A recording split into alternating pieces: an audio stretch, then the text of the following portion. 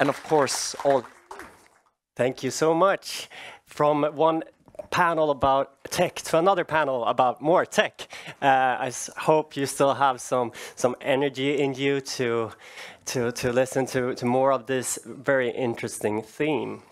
So as previously mentioned, this will be a panel about an alliance ready for tomorrow's challenges, focusing on innovation, AI, technology, but also, most importantly, security. I'm very, very happy to also have this fantastic panel with me. We have, first and foremost, Ingrid of Sandeberg, which is the chairman of Stockholm AI. You've run an independent consultant company. You work with different tech startups and an expert in AI, cyber, but also water. We also have Rausch with us, which is a fellow, a youth fellow at the International Think Tank. You are also a JPO at UNHCR, have several years of experience working in international affairs on peace and conflict situation. And last but not least, we also have Kristine Beitland with us, which is the Nordic Government Affairs Director at Microsoft. You work a lot with tech and society issues, and also serves as a member in multiple boards from business, tech, but also sustainability. So we have an exciting panel, just as exciting as the topic AI. And AI shares a lot of, there's a lot of optimism when we talk about AI innovation and tech, but there's also a lot of concern, and that concern also often relates to the ethical use of AI and human rights, reliability, and of course the security of the tech. I want to start off this panel with a question to you, Kristine. As 2024 is not just any year, it's quite an extraordinary year when it comes to elections, as almost half of the world's population is going to the voting booths and elections all around the world. So how do you perceive this year in relation to the risks, but also the opportunities regarding tech, AI security, with electoral processes, and of course, democratic integrity? Well, thank you. And first of all, thank you to NATO and all the coordinators of this fantastic event. Thank you for all the questions that you had this, during the event. This was a big learning session, I must say. And wow, Sweden is in NATO. I'm from Norway, so I'm very happy about that. To elections. It's the historic election year. I mean, more people will vote in 2024 than ever in history. 40+ countries, 4 billion people are going to choose their leaders, their representatives, and it's a fantastic opportunity. At the same time, it's a very pivotal time on the whole geopolitical issues. And I'm basically thinking of three things. Generative AI is on the rise. We all got our hands on ChatGPT in November 2022, right? It moved into our classrooms, it moved into our works, and we have it everywhere. Now, you as a coming generation, that's not going to only define my generation of what we have here, it's going to define your coming generations. Think about that. It's going to shape that. But it has tremendous opportunities. It gives us more prosperity. It will give us more, more value creation in the sense of productivity, etc. But there's one dark cloud, and that is how do we safeguard our democracies? Because this fantastic development of technology can also be used as a weapon and a tool against the core of our democracies, which is the right to vote. And I must say, our first line of defense, and I'm very excited about it. I'm a small optimist in this area. And I must say, the technology is our first line of defense. AI and hyperscale cloud. Why am I saying that? Because every single day, we get up to 60 to 80 trillion security signals coming down from the platform, a global international platform, the biggest one we have. That, in a sense, the machines help us find, moderate where that's coming from, and can alert across the other part of the world. To give you an example, in Ukraine, the hours before the invasion, we could see it online, what was happening. So we could alert the Ukraine government as the customer in order for them to move. It's a fantastic thing that you need to take into account when we are in the modern society. How do we twin and mirror our infrastructure, both in the whole spectrum of peace, crisis, and war? And we share what we see with governments. We have government security programs in 47 countries. These are real-time ongoing attacks, if you like, or prevention of attacks that we share with the CERT, the government CERTs. And it's also something we share on our open reports. So together with that, Microsoft has also a Microsoft Threat Analysis Center, which will be contrary to the Government Intelligence Center. This also gives us eyes on, and the expert that we have, we can follow the threat picture, and we have the capability to act. I think you got to think about this in the modern world. The platform where it's happening, we own, we innovate, and we develop. We are the first line to protect when an incident happens. That means we got a partner. The total resilience of a society depends on every part, every single one of us. If you work in tech, if you're an individual person, if you work for the government on the really end of defense, the first lines, you really got to work together. So I think we're in Sweden, in the Nordics. I drive the Nordics in the sense to try to bring awareness into. We are going to continue to see the Nordics attractive for attacks. We have followed the Russians' aggression when it comes to cyber operations, not only in Ukraine, but against the allies. We will see that also going forward. We see them be more sophisticated, increasing their attacks. We see them even, convincing and if you know, everything from actors that brings the false news about President Zelensky. We had examples of that. We see how they target the infrastructure and the value chain of energy sector in the Ukraine. We've seen that, how that brought crisis. We saw even in the food supply chain. This will continue, and we got to wake up. We got to come together, because we all have a play to do in this. So for elections, I must say, I'm a slightly optimist, because we are ahead of the opponent, if you like, still. But that means that defense also got to work closely with us, and they do, to understand what are the coming technologies. What are the emerging technologies they need to know, and they need to build the next generation of defense for. So yes, so that's all about partnership, actually, and we'll talk more about that later, maybe. Yeah, we'll talk more about that, and I'm happy that you're optimistic. That makes me a little bit more calm, and I truly believe that partnership is the new leadership, and we're gonna discuss that more about how private and public sector could work together. But now I wanna change to Ingrid and ask you a little bit about. Currently, we have heard the topic of responsible AI, focusing on trust and trying to avoid all these bad parts when it comes to the development of AI. From your experience, what concerns or potential risks do you consider are the most pressing in the ongoing development of AI?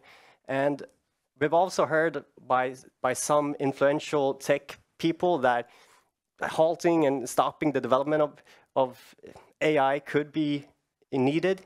What do you think? Will we come to a time where we need to stop the development? Yeah, so thank you. I'll start with the first one. Yeah. I'm also very glad that you're an optimist. I'm a general optimist as well. But I also think sort of understanding the problem is the first step towards the solution. And I think the greatest challenges right now in terms of tech is the cyber threat, basically. And by cyber threat, I mean not only hacker attacks, but also misinformation, disinformation, understanding what is truth, and understanding provenance. And by mis and disinformation, so misinformation is just erroneous, not necessarily malign. Disinformation is information that's wrongful but intended to mislead. And we see this rising a lot and we also see, like in the exercise we had before about the bots, right? I think Robin mentioned well that, you know, we have to make our own voices heard, but no real person will push, you know, 90% of content and repeat themselves a lot. So there is a palpable risk that a sort of unlawful or misleading content will outcrowd the sort of right or the human-generated content. I mean, already next year, 90 to 95% of all information on the internet will be AI-generated.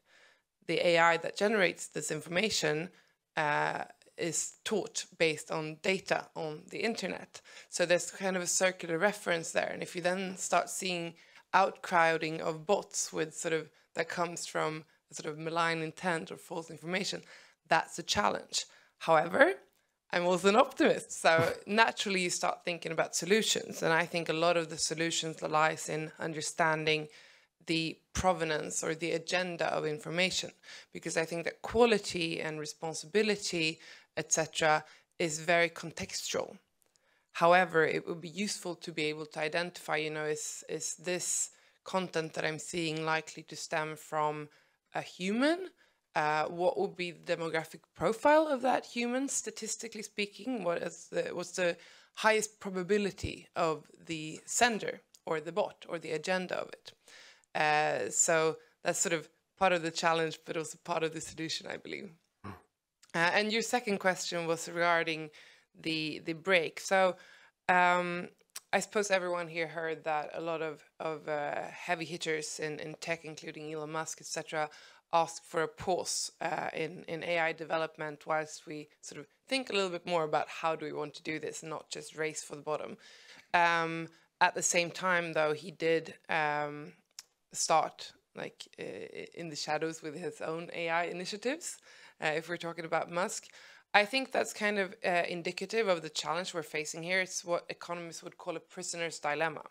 Now, I'm not an economist, but I did some basic economist courses, and basically what a prisoner's dilemma means is that everyone, society as a whole, might benefit if everyone just pauses and sits down and thinks a little bit of how we want to do it. But for any individual actor, you'd be individually better off by not doing that. So even if a lot of well-intended actors like, well, Microsoft or NATO or Musk, if he's well-intended, people argue about that right now, even if they decide to pause, do we think that North Korea will pause? Do we think that Russia will pause? Do we think that a lot of terrorist cells will pause? Most likely not. So that pause really hinges on there being incentives for everyone to pause. And as I said, I'm not an economist. I haven't found a solution to that. However, we can incentivize and we can regulate. And going into a little bit on the regulation, what I find interesting there is that if you look at the EU and the US, we have chosen a regulatory path of sort of input regulation. So the US has started to regulate larger models. Like if you're about, like 1 teraflop of compute power, or like, so basically how big is the training of the model, or how compute intense. That defines how you be regulated. In the EU AI Act, it's based on the intended use of the models when you're training them. So again, sort of input related. That's very difficult when you have an extremely fast-moving landscape, because we don't really know what the input can and will look like. China, on the other hand, has chosen an output-based regulation, where they say basically that if your model is producing Chinese non-culturally aligned content, then you're doing wrong. Like, then it's wrongful. And, you know, we might debate whether or not sort of anti-Chinese cultural should be the best sort of benchmark for whether or not a model is producing ethical content. Most people here might disagree that that's the sort of right sort of watermark that you're ascribing to, but we have, you know, we have human rights and other sort of conventions that we are ascribing to, and we could try to sort of see, okay, but how are we conforming to them? Regardless of how big your model is, or regardless of the application, are we conforming with human rights, for example? So short answer, I think in an ideal world, pausing development would be great. I think in practice, I can't see how that would be working. Well, I was pretty sure that I wouldn't get a clear yes or no answer. I mean, as you said, it's one thing in theory, but another thing in practice. Yeah, somebody said that in theory and practice is the same. In practice, it's not. Yeah. Well, perfect closing remark. Going over to you, Mace. We kind of ended off on the topic of human rights. You, as I previously mentioned, having a little bit of experience from peace and conflict.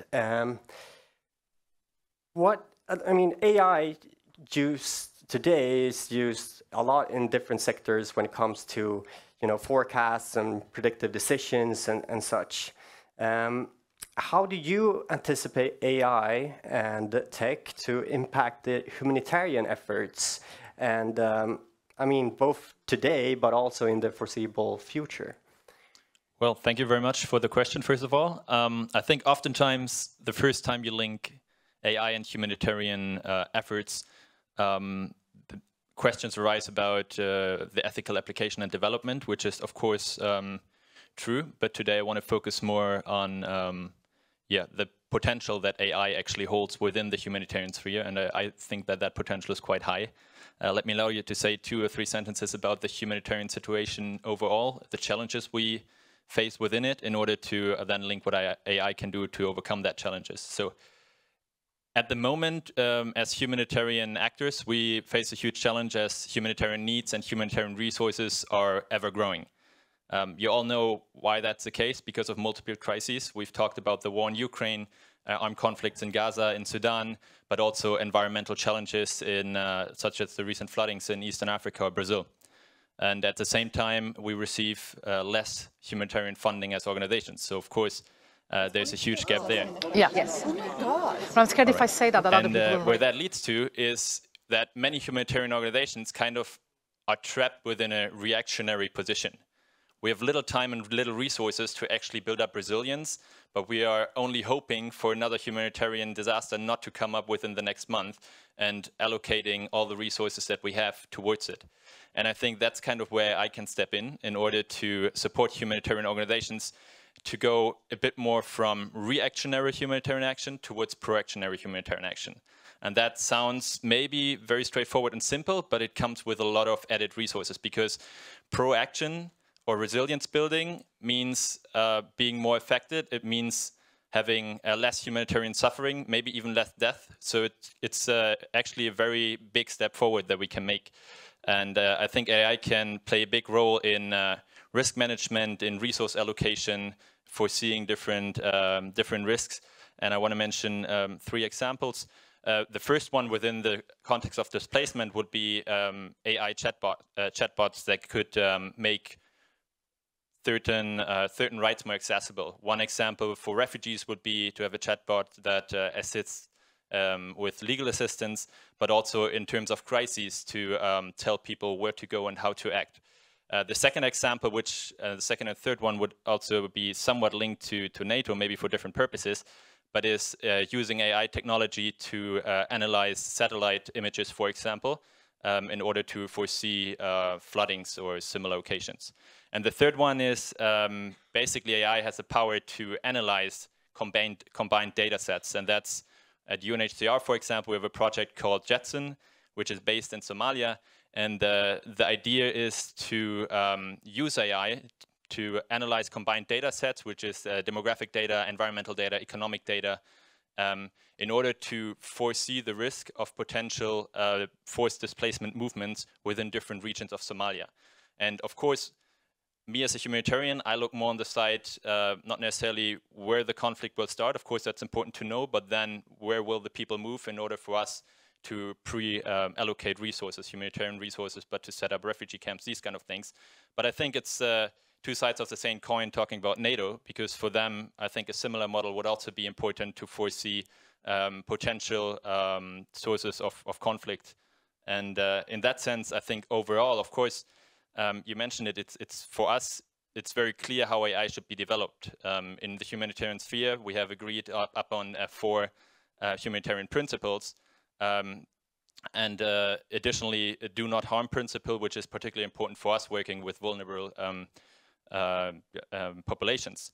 So in that sense, as long as AI is developed along those lines, from my side, I don't necessarily see a problem or the need to pause it. I think what's happening right now, what's the major problem is that AI is not developed along these lines in many spheres. And of course, what happens is that it can be used for good and for negative purposes. So I think what's very important is maybe not to pause it, but to agree up on a certain set of rules, ethical rules, humanitarian rules, and human rights rules. We have all agreed up on human rights, and sometimes when we see big potentials coming up, we tend to forget about them. But even then, it's the more important, because if we don't think about them right now in the development, then later on in the application, it will backfire in terms of humanitarian suffering, or maybe also the risk of conflict. Thank you. Thank you so much. And from what I hear, the opportunities are many, but I mean, once again, as previously mentioned, partnership is key, I can imagine, for organizations such as UNHCR and other in doing humanitarian efforts and combining tech in these efforts. Time is running away, which I kind of imagined, considering this being a very short panel and a big topic. But I want to give a quick question to you, Kristine. Try to be short. But how do you see the public and private partnership help tackle security challenges that are posed by new tech and the emerging technologies?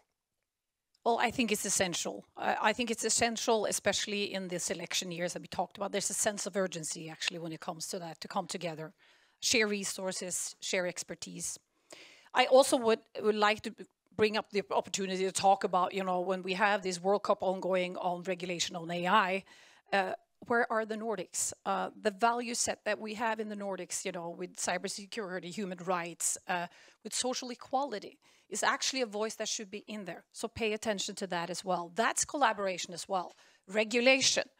We have internally worked with this for 8 years, going from the ethical principles into, you know, standards for AI, and now also asking for regulation. But I think most of all, when it comes to elections and the deep fake that we worry maybe most about, and we see examples of, we have done quite a bit of concrete actions right now. Tech Accord is the newest initiative to combat kind of use of deepfake in elections. That's quite a bit of initiatives. One of the key initiatives ongoing right now is training parliament members, candidates for the upcoming elections, in how to detect, right, the exercise that we had today. You know, how do you detect deepfakes? How can you see them? How can you prevent them from interfering in the process? The other thing we do is actually, last week we launched a new initiative called Resilience, you know, Resilience Initiative, and a fund to be able to train in the educational wise, the voters, you know, election wise. So every single one of us have this feeling. And that's when I fell a little bit in love with the gaming today, so we can reach all the audience, you know, in different ways, in understanding why is this core to our democracies? Because keep in mind, we live in a digital democracy where states are using cyber attacks, cyber operations to reach their political targets. And we are the targets. We have to really fight for the rights that we have around, and we do a lot internally as well. We have the Microsoft Democracy Forward initiative. We have the Tech Accord initiative that also builds sentiments, knowledge, and train the different really vulnerable groups when it comes to this, and especially the politicians that are up for election and that are often the targets. So I want to end by saying, because we have the Admiral on stage, and I want to quote something that I want to leave you with, which that he said, you know, if we're going to win the war, we need a digital backbone. What he's really underscoring is that we need public-private partnership. All of us need to come together, military, civil, public, private, multi-global, to be able to fight this if we're going to stand up for our rights. and the core of our democracies, which is the right to vote. So I think I'm going to leave it at that. That actually we can keep the digital piece. I do believe in that. And most of all, we have a future for our democracy. So thank you. Thank you so much.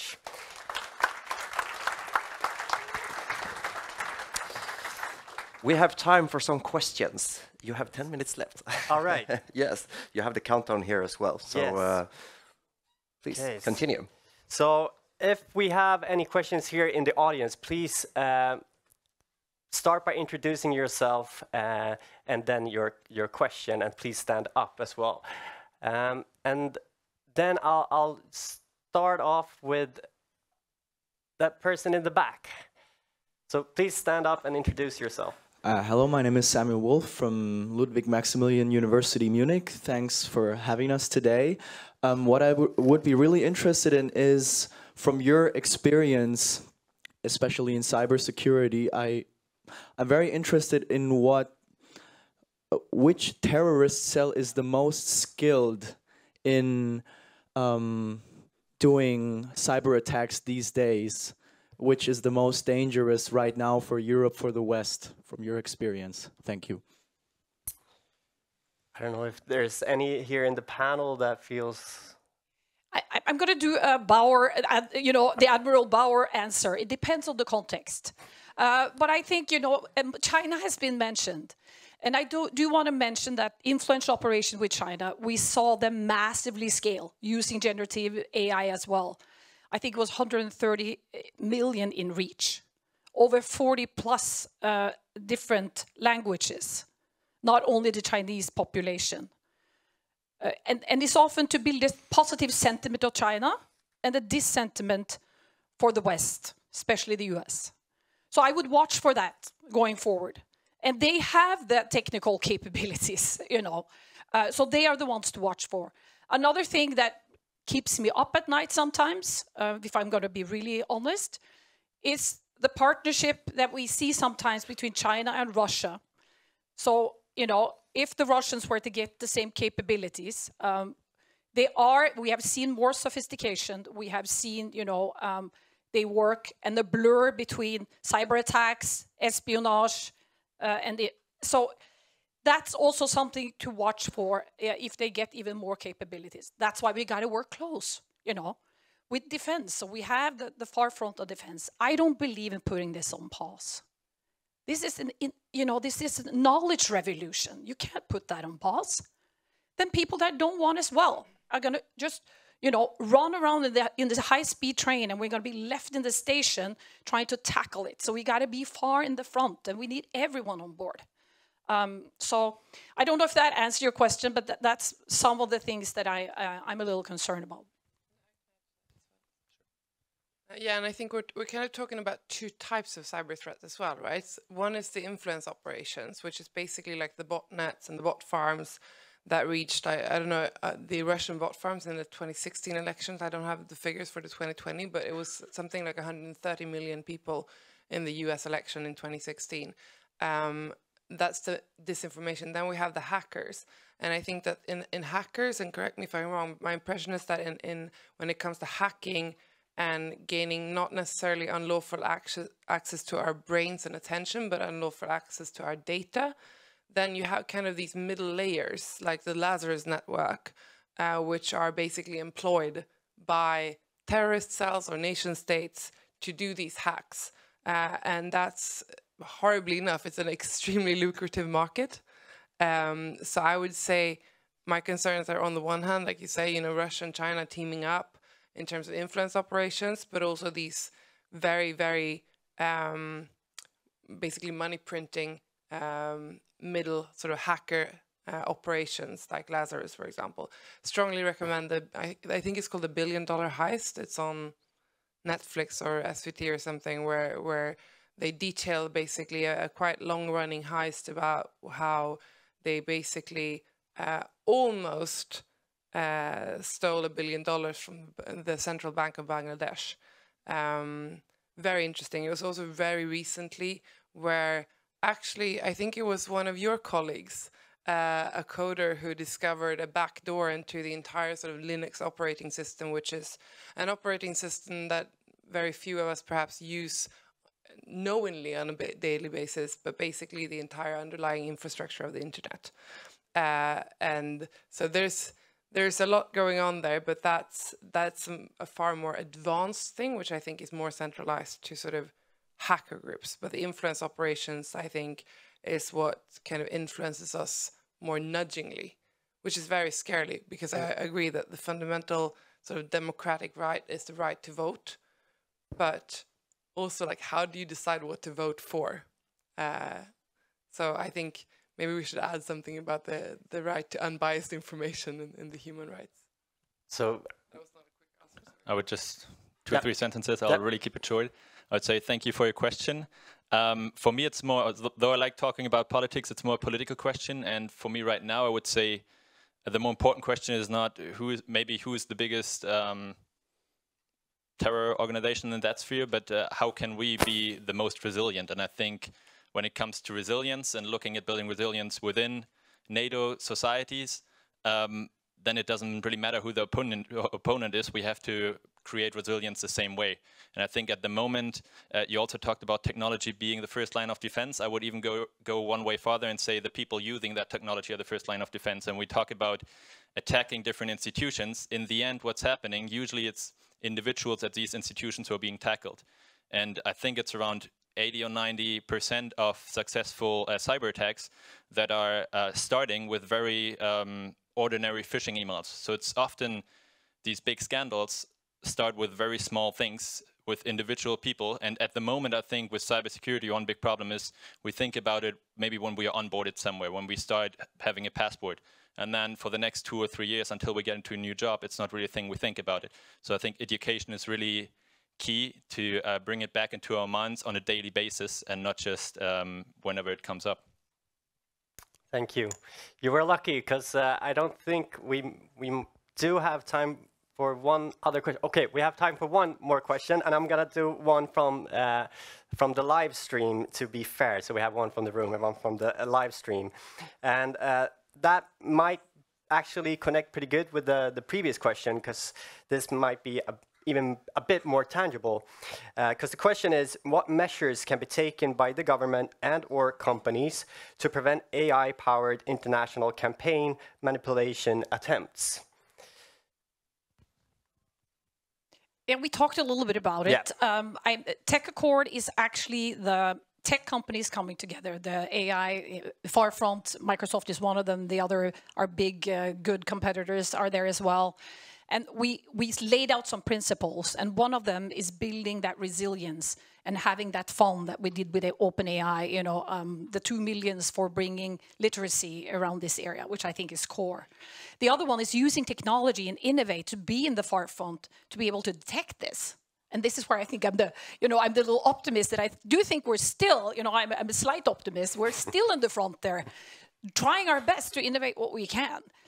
But that requires also that we have that dialogue with defense, that, you know, that have the ongoing knowledge of what's going on as well, how we work together. So, and we got to also see, you know, each one of us, you touched upon it. I mean, 99% of all attacks can be prevented from simple hygiene, you know, cybersecurity hygiene, the baselines of updating your software, etc. So there are things we can do. When it comes to deep break, we talked about this as well. The literacy program, the vulnerable groups, protecting, you know, every people around democracies, etc. And I'm sure you can also come up with some initiatives. You know, you are a coming generation, and I saw gaming today. I love that part. I think that's very creative. Something that, you know, that can trigger people's curiosity to learn, and also take in a little bit the seriousness of protecting what we hold so dear, which is the fundamental, you know, part of our democracies, the election. Yeah, don't want to reiterate everything that has been said. I just want to stress the same thing for that question. I think, of course, governments can build up structures in order to avoid these kind of issues. But again, I think it's going to be difficult, if not impossible, to avoid all kinds of disinformation or cyber attacks, which comes back to my previous point. I think really building resilience within our societies, within each and every individual of us, is really core also to that question. I see a sort of orange, yellow, red lamp flashing, so I'm going to be super quick. Agree. I also think that I'm very proud that we are one of two, I think, countries in the entire world who has not a minister, myndighet, an agency for psychological defense, which I think could be a really good step in the right direction. And yeah, I will refer to them in the interest of time. Yeah, so thank you so much for being able to fit so much fruitful information in such a short time. And still, I mean, we've discussed a lot of threats, but also a lot of opportunities. And I think a majority of us here in the panel are optimistic about the future. So at least that feels good to leave this panel with that feeling. So thank you so much. And yeah.